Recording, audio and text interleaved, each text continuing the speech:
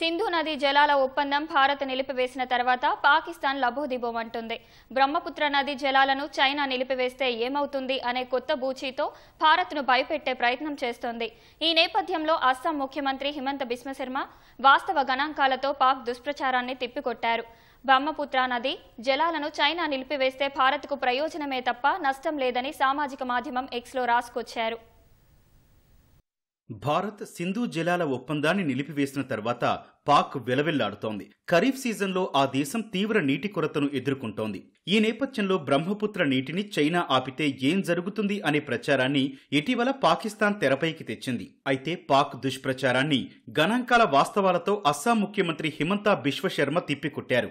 ఈ మేరకు ఆయన సామాజిక మాధ్యమం ఎక్స్లో సుదీర్ఘ పోస్టు రాసుకొచ్చారు. అసలు పాక్ ప్రచారానికి ఎటువంటి ఆధారం లేదని కొట్టిపారేశారు.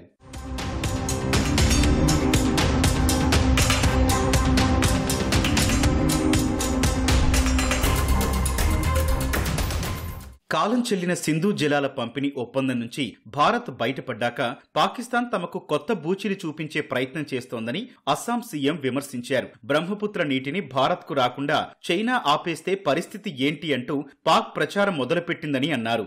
బ్రహ్మపుత్ర నది భారత్లో ప్రవహించే కొద్దీ విస్తరిస్తుందే కానీ కుచించుకుపోదని స్పష్టం చేశారు. చైనా నుంచి కేవలం 30-35% జలాలు మాత్రమే భారత్లోకి వస్తాయని, వీటిల్లో చాలా వరకు హిమనీ నదాల్లో మంచు కరగడం వల్ల టిబెట్లోని పరిమిత వర్షాల వల్ల లభిస్తాయని తెలిపారు. మిగిలిన 65-70% బ్రహ్మపుత్ర జలాలు భారత్ నుంచే వస్తాయని తెలిపారు. ఇందుకు అరుణాచల్ ప్రదేశ్, అస్సాం, నాగాలాండ్, మేఘాలయలో రుతుపవనాల వల్ల కురిసే వర్షాలకు ధన్యవాదాలు చెప్పాలన్నారు. బ్రహ్మపుత్ర నదికి శుభాన్శ్రీ, లోహిత్, కమెంగ్, మానస్, ధనశ్రీ, జియా భరాలి, కోపిలి ప్రధాన ఉపనదులు. ఇవి కాక కాశీ, గారో, జయంతా హిల్స్ నుంచి కుల్సీ, కృష్ణాయ్, దిగారు నదుల నుంచి మిగిలిన జలాలు లభిస్తాయి. భారత్ చైనా సరిహద్దుల్లో బ్రహ్మపుత్ర నదిలో సెకనుకు 2000 నుంచి 3000 క్యూబిక్ మీటర్ల మేరకు నీరు ప్రవహిస్తుంది. అదే అస్సాంలో రుతుపవనాల సీజన్లో సెకనుకు 15,000 నుంచి 20,000 క్యూబిక్ మీటర్లుగా ఉంటుంది. బ్రహ్మపుత్ర జలాల కోసం భారత్ ఎగువ నుంచి వచ్చే ప్రవాహం కోసం ఆధారపడాల్సిన అవసరం లేదని, అది వర్షాధారిత భారత నది అని హిమంత బిశ్వ శర్మ పేర్కొన్నారు.